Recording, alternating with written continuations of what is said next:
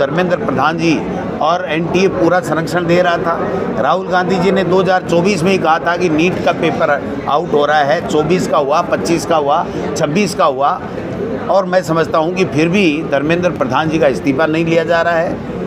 आज सीबीएसई के अंदर धांधली चल रही है, अधिकारियों को, चेयरपर्सन को हटाया जा रहा है, लेकिन धर्मेंद्र प्रधान का इस्तीफा नहीं। आज भी हमारे नेता राहुल गांधी जी ने कहा है कि ये छोटे मोटे जो आप लोग कार्रवाई कर रहे हो, इससे बात बनने वाली नहीं है। धर्मेंद्र प्रधान के संरक्षण में, उनकी नॉलेज में ये भ्रष्टाचार हो रहा था, बच्चों के भविष्य के साथ में खिलवाड़ हो रहा था। आपको धर्मेंद्र प्रधान का इस्तीफा लेना पड़ेगा मोदी जी।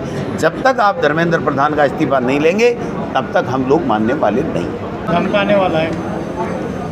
देखिए, ये कोई मंत्री हैं क्या? चलती है क्या इनकी? ये तो चमन्नी चोर हैं, चमन्नी चोर है, छोटी छोटी चोरी करते हैं, और जब कोई अधिकारी काम नहीं करता है तो उसको बांध के गाड़ियाँ देते हैं। ये कोई सरकार है क्या? ये तो सर्कस है। ओबीसी के मुद्दों पे कि ये जो सरकार बीजेपी की, मोदी की चल रही है पिछले 12 सालों से, ये एक मनुवादी सरकार है, और ये गरीब के खिलाफ है, एससी के खिलाफ है, एसटी के खिलाफ है, ओबीसी के खिलाफ है।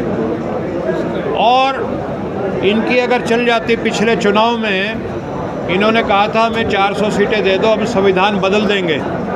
संविधान बदलने के पीछे एक ही मंशा थी कि जो महात्मा गांधी और नेहरू जी के कार्यकाल में जो बाबा साहब भीमराव अंबेडकर जी ने इतना बढ़िया संविधान बनाया, जिसकी वजह से आज पिछले 70 सालों में ओबीसी, एससी, एसटी लगातार तरक्की कर रहे हैं, उसको ख़त्म करके जो मनुवाद के समय में जो संविधान चलता था, ये उसको लाना चाहते हैं। और उत्तर प्रदेश में अमित शाह कहते थे कि 80 में से 75 सीटें हम जीतेंगे, लेकिन जब वहाँ पे संविधान सम्मेलन राहुल जी ने किया तो 75 की जगह वो 36 पे आके अटक गए, यानी आधे से भी कम हो गए।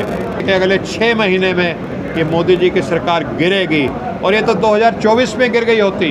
करीब करीब 70-75 सीटों की इन्होंने धांधली की है। अपेक्ष में भी कहना चाहूँगा, यहाँ पर श्रोताओं की मौत हुई, सरकार जो है सोई रही। पहले तो मानने को तैयार नहीं थे, जब 15 दिन बाद इनका सैंपल आए, उसमें माना कि ये जो है दवा जो है ये सही नहीं थी, अमानक थी, जिसकी वजह से मौत हुई है। उसके बाद क्या कार्रवाई हुई है? अब तो ये भी पता चल गया कि दवा गलत थी, जिसकी वजह से परसोताओं की मौत हुई, नवजात बच्चों की मौत हुई, पेट में ही चले गए। तो उसकी जिम्मेदारी किसकी है?